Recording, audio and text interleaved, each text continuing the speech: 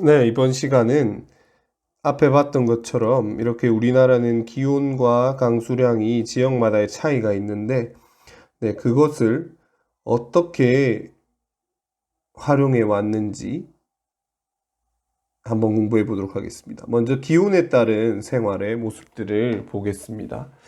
기온에 따른 생활 모습은 크게 의생활, 식생활, 주생활로 나누어 보겠습니다. 의생활은 우리가 입는 옷을 말하죠. 어떻게 옷을 입었는지. 그리고 식생활이 있습니다. 우리가 어떤 음식을 어떻게 먹고 살아왔는지에 대한 생활 모습이 있겠죠. 그리고 주생활이 있습니다. 주생활은 뭘까요? 주생활은 바로 우리가 사는 곳, 집의 형태의 어떤 변화가 있는지. 자, 의생활. 더운 여름에 우리가 이렇게 모시를 입고 다녔다고 합니다. 시원하게 바람도 잘 통하겠죠. 추운 겨울에는 어떤 걸 입어요? 솜이 들어가는 누비를 입으셨다고 합니다. 옷감 사이에 솜을 넣는 거죠. 식생활. 여기서 중요한 거. 평안도는 북한 쪽이죠. 북한 쪽이라서 춥기 때문에 양념이나 소를 많이 쓰지 않았다고 합니다. 그래도 잘 안 변하니까요. 그래서 그냥 담백하게 하얀 김치, 백김치죠. 가지김치, 분디물김치 이런 김치를 먹었다고 해요. 근데 여기 전라도 지방 남쪽이죠. 더운 지방 보시면 젓갈을 많이 쓰고 맵고 짭짤하게 담가 소금을 많이 썼다는 거예요. 그 이유가 뭘까요? 당연히 남쪽일수록 기온이 높기 때문에 음식을 상하지 않게 하기 위해서 소금이나 젓갈을 많이 쓰게 되었다는 겁니다. 그럼 주생활은 어떤 차이가 있을까요? 차이가 아니라 추운 겨울을 대비하기 위해서 온돌을 깔았습니다. 그리고 온돌방만 만드는 것이 아니라 이렇게 여름에 시원하도록 마루를 만드는 한옥에는 그래서 온돌과 마루를 모두 설치하는 집의 형태를 보여주고 있습니다.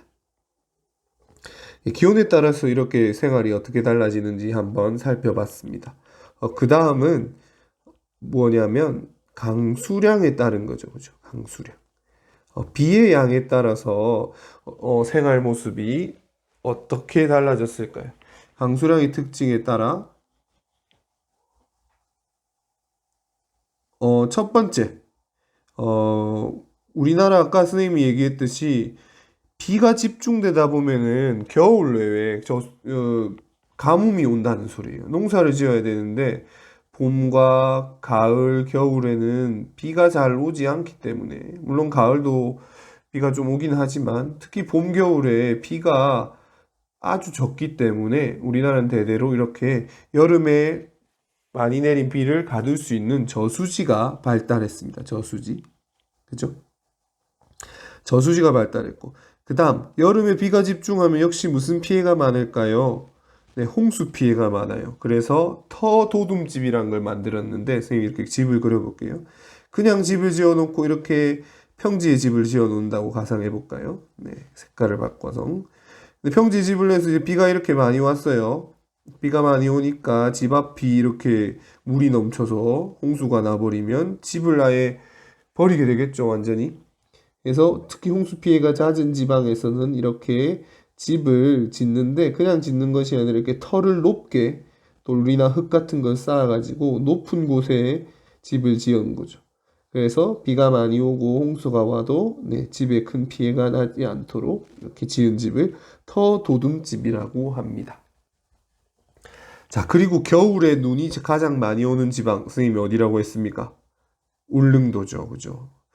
울릉도 같은 곳에서는 워낙 겨울에 눈이 많이 오고 하니까 우대기라는 시설을 설치했습니다. 집에다가. 자, 이게 제주도의 집이에요.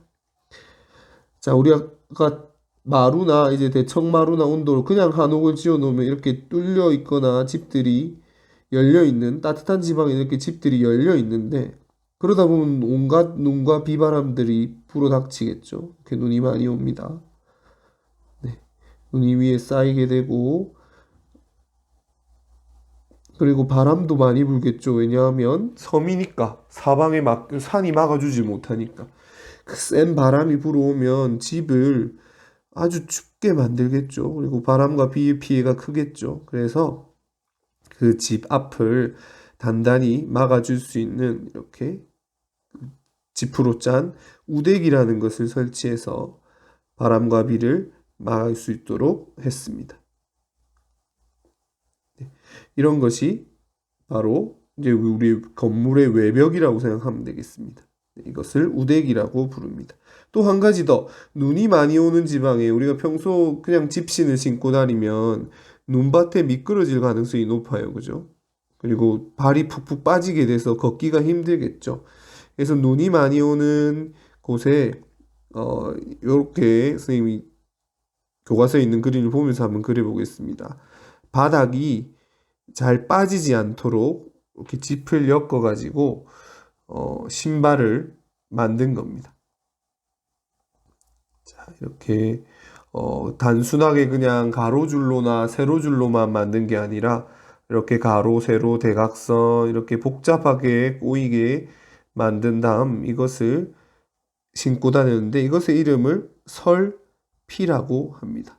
그래서 눈밭 위에서 이렇게 설피를 신고 걸으면 눈에 빠지지 않는다는 거죠.